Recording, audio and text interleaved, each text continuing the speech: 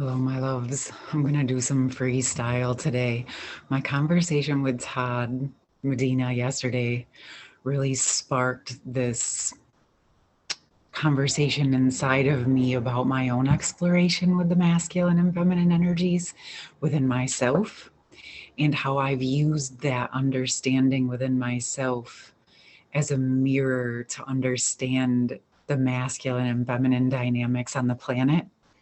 The reason this is something that was important to me is because of exactly some of the things that came to light in the conversation is that the masculine and feminine energies, the dynamics and relationships, the polarity that we see on the planet, the fighting, the conditional love templates are actually such a huge mirror where the masculines and feminines are actually experiencing the same things from the opposite ends of the spectrum. And they think that it's different and it's opposite, but it's actually an identical mirror. The experiences externally are different, but at the core of the polarities being experienced, it's the same.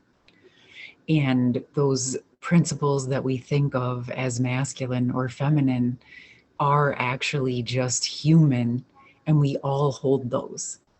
So we all experience being a provider and a protector. We all experiencing being intuitive and creative and flowing. We have all of those energies available within us from the moment that we're born. And it just seems to be what becomes expressed, or what ended up being expressed was what we were taught growing up, not necessarily the truth of who we were as beings. And so we kind of got split within ourselves because we were told to be in specific roles in specific ways, right? Like, just think of some of those traditional things like boys don't cry, you got to be a man, or girls wear pink, those types of things that are fine to some degree, but they also limited us within our actual beingness as humans. And so when that split began when we were little, we grew up thinking that we had to be in these specific roles, which is what we see in a traditional relationship today. The very parts of the relationships that seem to end up very conditional and end up kind of toxic for the most part. I'm not saying there's anything wrong with traditional roles at all. I'm just saying when we're having to leave out parts of who we are in order to fulfill those, that's when they become toxic. And I want to speak about this because, in retrospect, understanding myself and my own masculine and feminine inner principles has helped me become stronger as a woman, not as a way to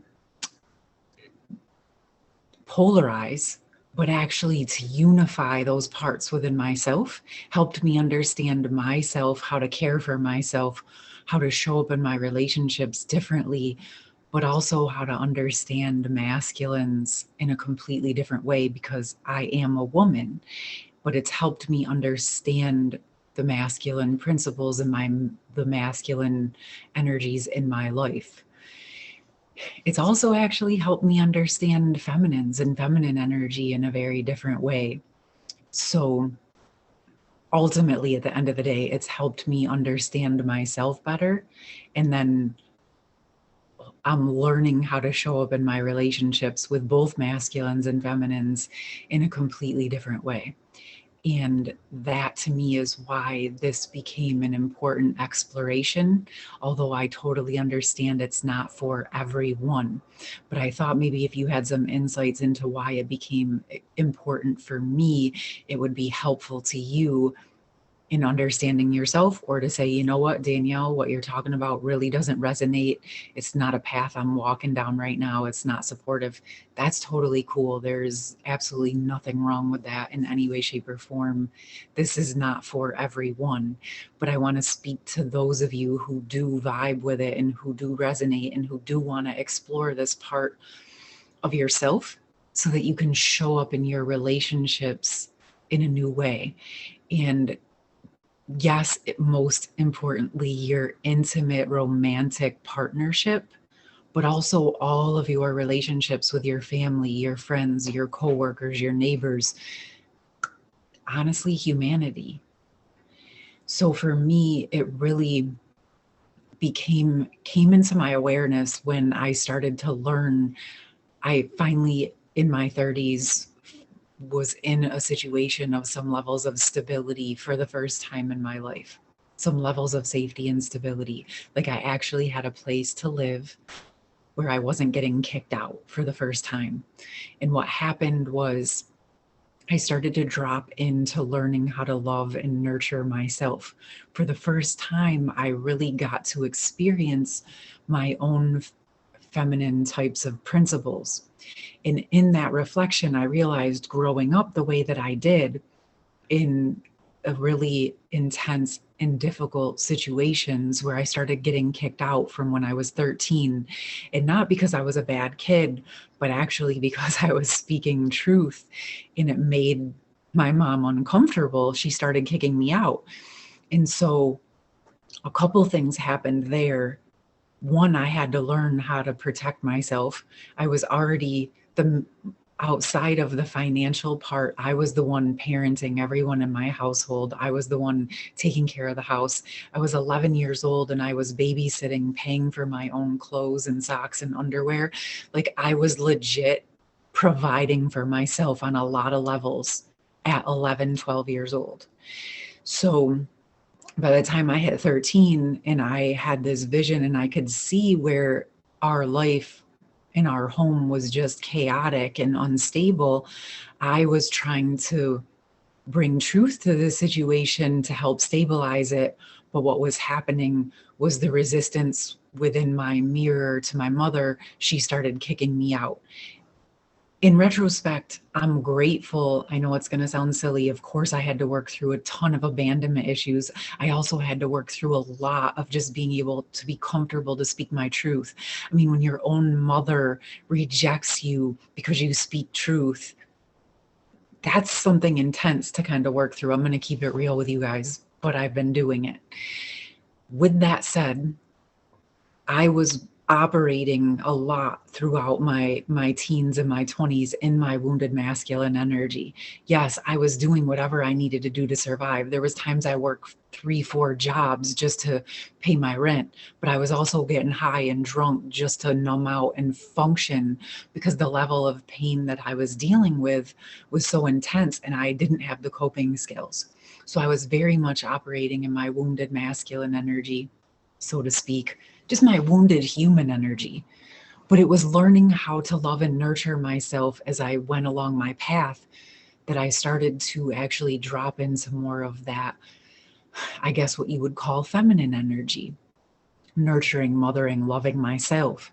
And then a couple of years ago, I had my unconditional love catalysis with a counterpart who mirrored me and brought up a whole bunch of things that I hadn't worked through from my teen years, especially connected with relationships and not feeling good enough within actual intimate relationships.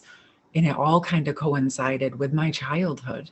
It was mirrors and layers of energy that just kept building up in my system and you know, it definitely went back to ancestral patterns and my own other lives that I lived and things of that nature. But to just keep it simpler for this time, I that catalysis made me dive way deeper into it, and the love that I felt for this feel for this other person really put me in a position to dive deeper into those things that I had been avoiding. And it made me want to understand those parts of myself so I could understand those parts of him. And ultimately, it helped me understand more about my father and my brother and my relationships to other masculines. And at the same time, it like hand in hand worked with me understanding more about my mom and my relationships with other females and feminines in my life. And so this exploration got really deep for me as far as the masculine and feminine principles. But like I was saying in the interview with Todd yesterday, it was so helpful to let myself go on this exploration internally and externally, because it helped me understand that although we have so many similarities and we ultimately are working on the same principles, we're doing it from different directions, and we also process differently. Men and women seem to process differently, they communicate differently, they understand differently, they come with different points of view.